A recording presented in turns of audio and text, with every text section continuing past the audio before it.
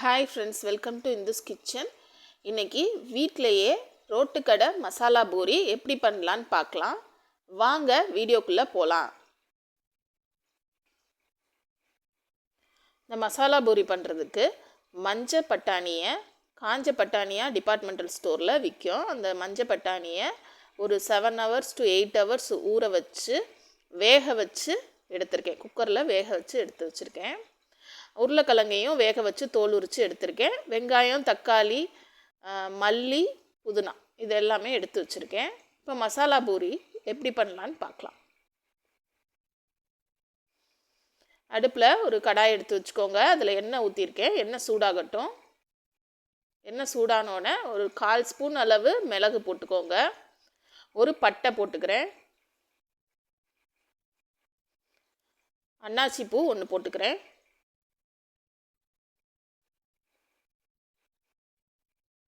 கிராம்பு ஒரு 4 எடுத்துருக்கேன், அதையும் சேர்த்துக்கலாம். இப்போ இதில் கட் பண்ணி வச்சுருக்கிற இந்த பெரிய வெங்காயத்தை சேர்த்துக்கலாம். நீங்கள் ரஃப்பாக கட் பண்ணால் போதும் இந்த வெங்காயம் தக்காளிலாம், ஏன்னா நம்ம இதை அரைக்க தான் போகிறோம்.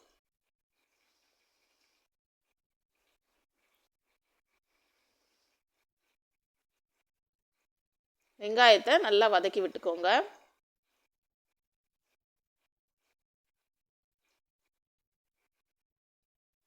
தக்காளியை சேர்த்துக்கலாம்.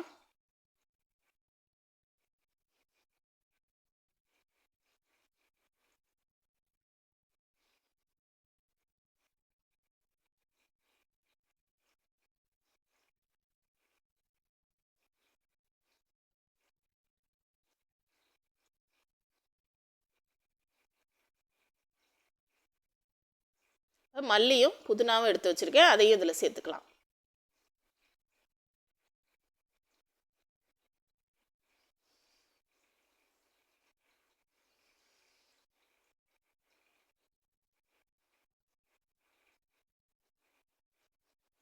இது ஓரளவு வதங்கினா போதும். நம்ம திரும்ப அதை குக் பண்ண தான் போகிறோம். அதை அரைச்சிட்டு மசாலா ஐட்டம் சேர்த்துக்கலாம். 1/2 ஸ்பூன் கரம் மசாலா, 1/2 ஸ்பூன் மல்லித்தூள், 1/4 ஸ்பூன் சீரகத்தூள், 1/4 ஸ்பூனுக்கும் கொஞ்சம் கம்மியாக மிளகாத்தூள். இது எல்லாத்தையுமே நம்ம சேர்த்துக்கலாம். இதை சேர்த்துட்டு ஒரு 2 நிமிஷம் வச்சுட்டு அடுப்பு ஆஃப் பண்ணிடுங்க.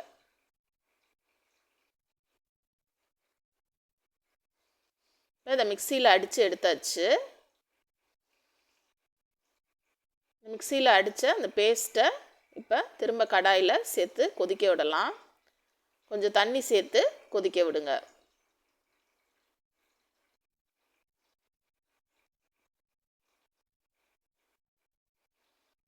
இப்போ இதில் ஒரு 1/4 ஸ்பூன் அளவு இஞ்சி பூண்டு பேஸ்ட்டு சேர்த்துக்கலாம். 1/4 ஸ்பூன் மஞ்சத்தூள் சேர்த்துக்கலாம். இது எல்லாத்தையுமே சேர்த்து நல்லா கொதிக்க விடுங்க. இந்த ஸ்டேஜில்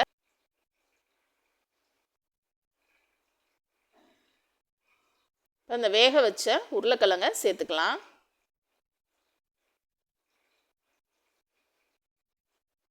வேக வச்ச மஞ்சள் பட்டாணியவும் இதில் சேர்த்துக்கலாம். நீங்கள் இதை பச்சை பட்டாணியில் கூட நீங்கள் செய்யலாம், ஆனால் காஞ்ச பட்டாணியாக எடுத்து செய்யுங்க, அப்போ தான் நல்லாயிருக்கும். எல்லாமே குக் ஆயிடுச்சு. இப்போ இதுக்கு தேவையான அளவு உப்பு சேர்த்துக்கலாம்.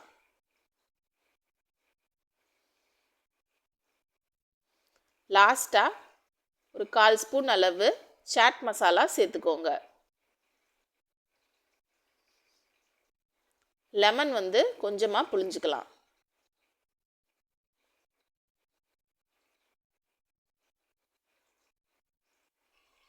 இப்போ ஒரு பவுல் எடுத்துக்கோங்க.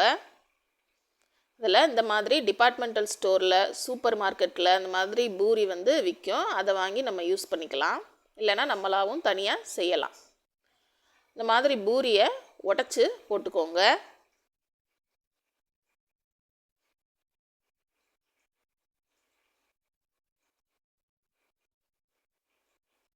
இப்போ நம்ம செஞ்சு வச்சுருக்கிற இந்த பட்டாணி மசாலாவை இதில் ஊற்றிக்கலாம்.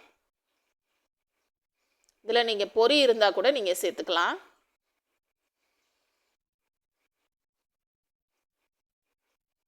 கொஞ்சமாக தக்காளியை பொடியை கட் பண்ணி இதில் சேர்த்துக்கலாம். நீங்கள் கேரட் இருந்தால் கூட துருவி சேர்த்துக்கலாம்.